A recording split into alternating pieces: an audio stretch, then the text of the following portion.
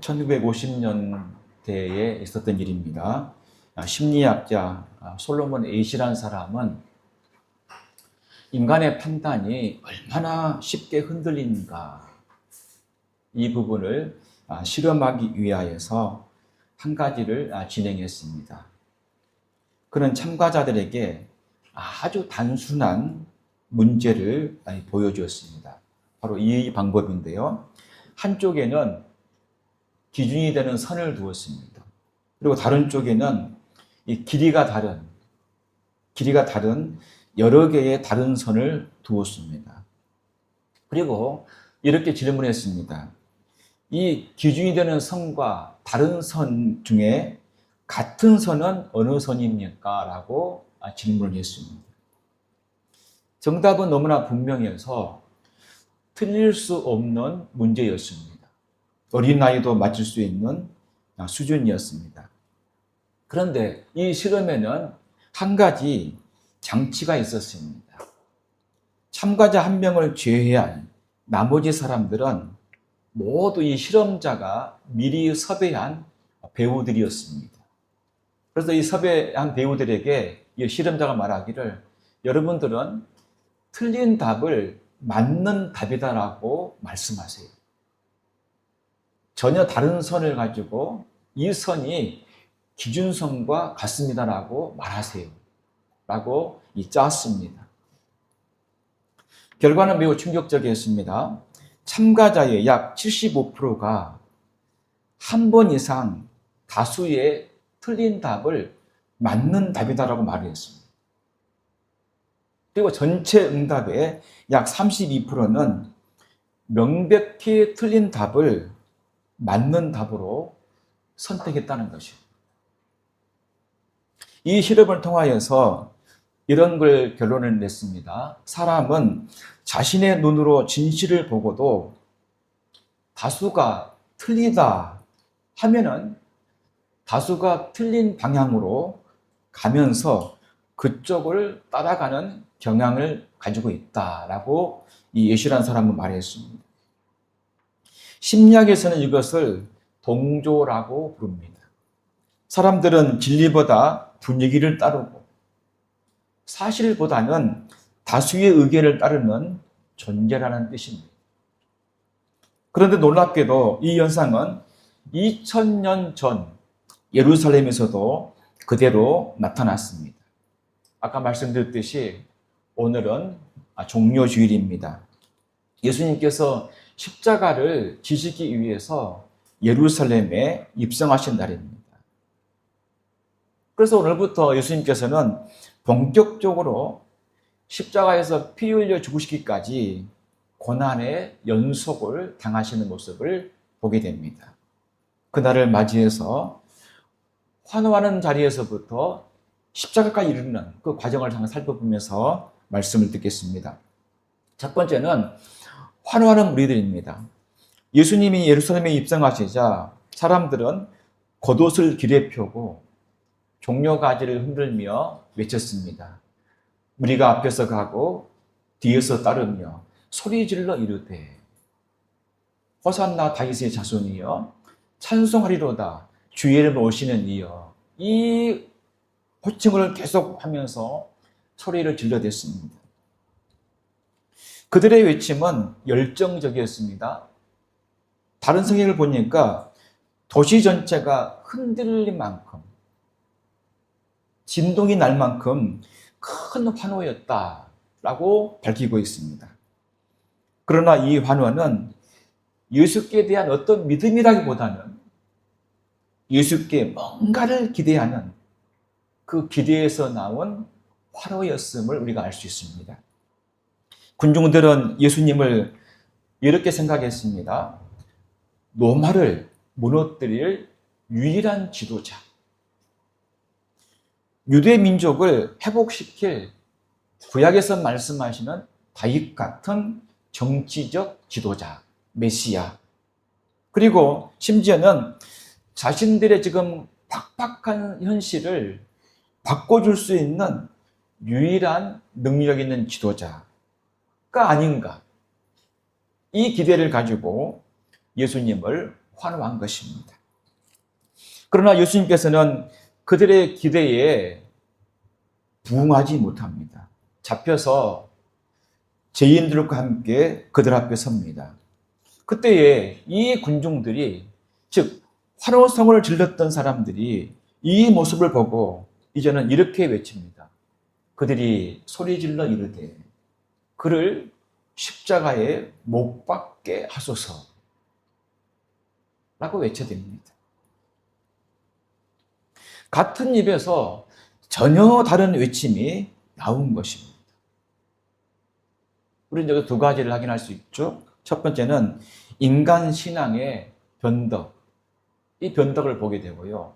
두 번째는 기대 위에 세워진 어떤 사람에 대한 신뢰, 기대가 무너질 때에 어떤 결과가 있는가 하는 부분을 우리가 확인할 수가 있는 것이죠. 우리의 모습도 다르지 않습니다. 우리가 기도할 때에 이렇게 말하죠. 하나님이 이 문제만 해결해 주시면, 하나님 이번 일만 잘 되게 해주시면, 그리고 응답이 오지 않으면 매우 실망하죠. 그래서 하나님께 실망했습니다라는 책도 나와 있어요. 기대가 깨지면 우리의 열심마저도 식습니다. 이것이 바로 종료주일 군중의 신앙이자 우리의 신앙이라고 할 수 있는 것입니다. 오늘 21장 말씀 우리에게 한 가지 사실을 확인시켜 줍니다. 그것은 신앙이 기대 위에 세워지면 그 기대가 무너질 때 그 신앙도 무너지더라. 이 법칙이 우리에게 주어집니다. 사랑하는 여러분, 신앙은 기대 위에 세워지는 것이 아닙니다. 우리의 신앙은 주께서 말씀하신 대로 진리 위에 세워져야 합니다. 두 번째로 마태복음 26장부터 보게 되면 이런 부분이 나와요. 주님의 십자가 앞에 도망치는 제자들의 모습을 볼 수가 있습니다. 종료주일에는 군중들만 예수님을 따른 것이 아니었습니다. 그 속에 12제자도 예수님 곁에 있었습니다. 예수님은 제자들에게 이 환호성을 그친 다음에 이런 말씀을 미리 하셨습니다. 오늘 밤에 너희가 다 나를 버릴 것이다. 이런 예언을 말씀하셨습니다. 그때에 수제자였던 베드로가 대표하여서 이렇게 말합니다. 모두 주를 부를지라도 나는 결코 주를 부리지 않겠나이다 하고 장담했습니다. 그러나 예수님이 체포되시는 날 밤 상황이 바뀌자 제자들의 본색이 드러났습니다. 이 제자들의 본색에 대해서 성경은 단 한 문장으로 기록하고 있습니다. 이렇게 말씀하고 있어요. 이에 제자들이 다 예수를 버리고 도망하니라. 로 이 본색을 말씀하고 있습니다. 주님이 환호를 받을 때는 내가 모신 스승이다.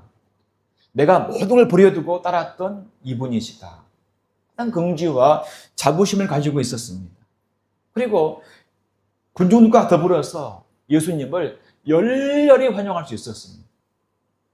그러나 주님께 대하여 고난이 다가오자 진짜 신앙과 감정적 신앙이 갈라지는 모습을 볼 수가 있죠.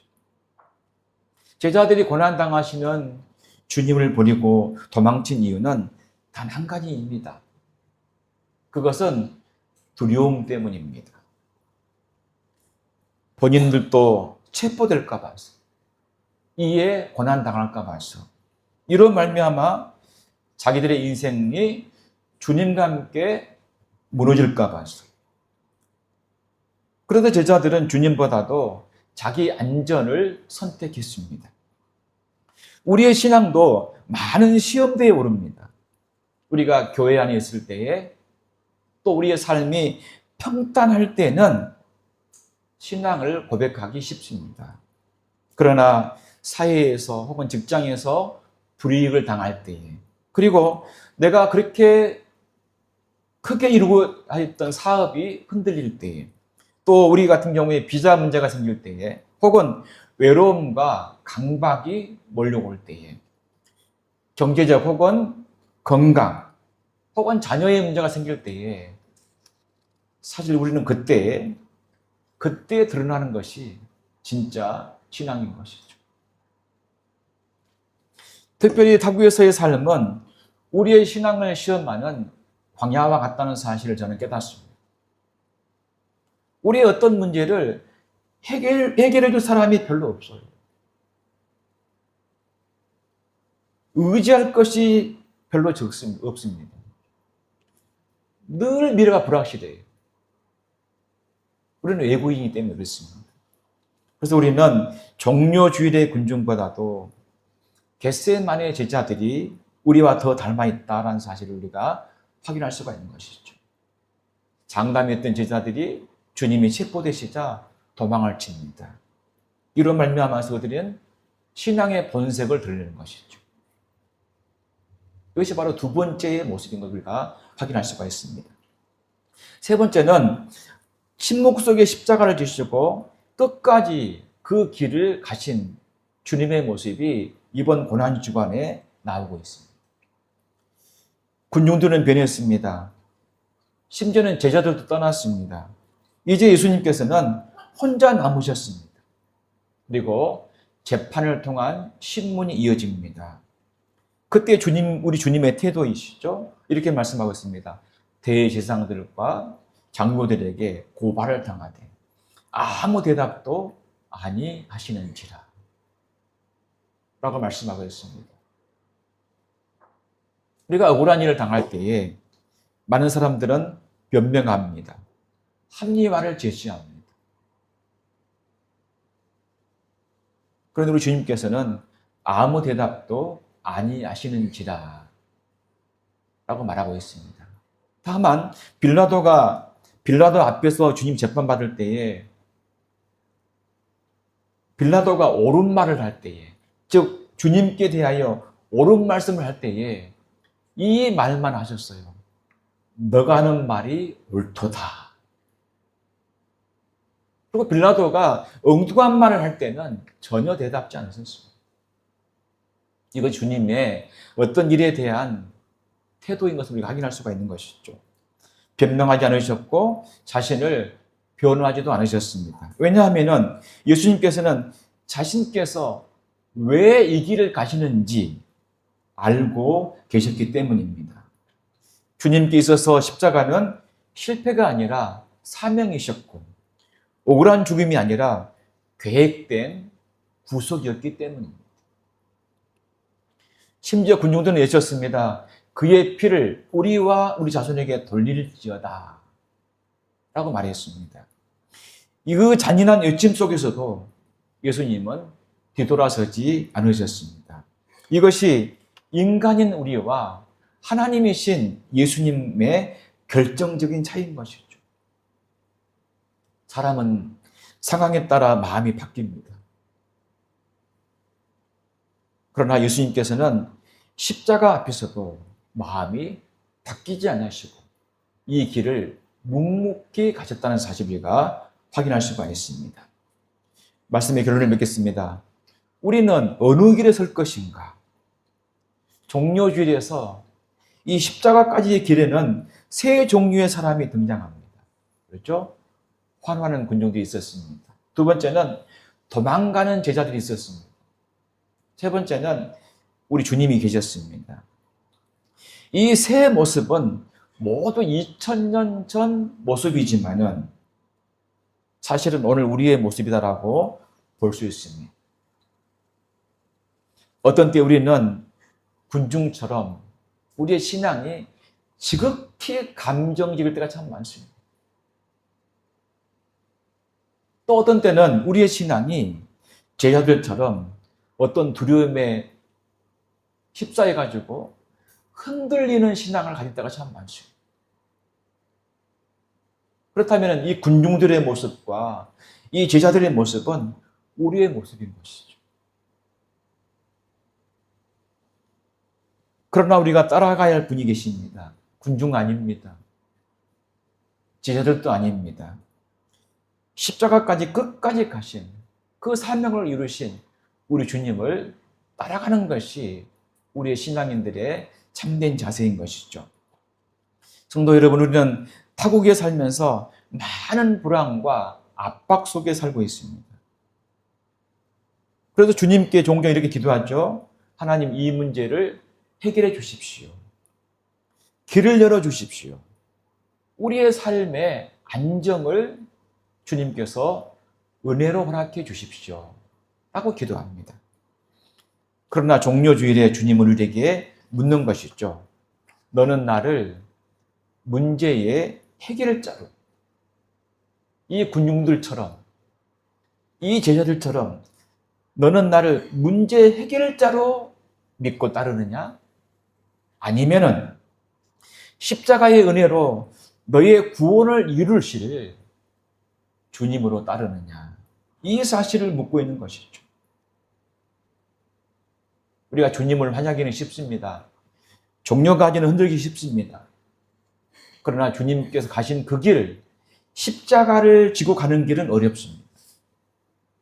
이에 종료주의는 우리에게 세 가지 질문을 하고 있는 거예요. 첫 번째는 나는 예수를 누구로 믿고 있는가? 두 번째로 나는 예수를 어디까지 따라갈 수 있는가? 이것을 묻고 있는 것입니다.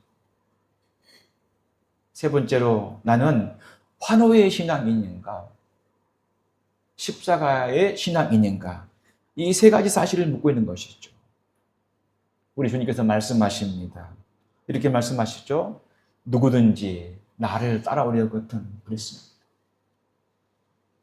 자기를 부인하고 자기 십자가를 지고 나를 따를 것이니라. 세 가지를 말씀하시죠. 자기를 부인하라고 말씀하고 있어요. 두 번째로는 자기 십자가를 지라고 말씀하고 있어요. 세 번째는 그리고 주를 따르라 라고 말씀하고 있는 것이죠.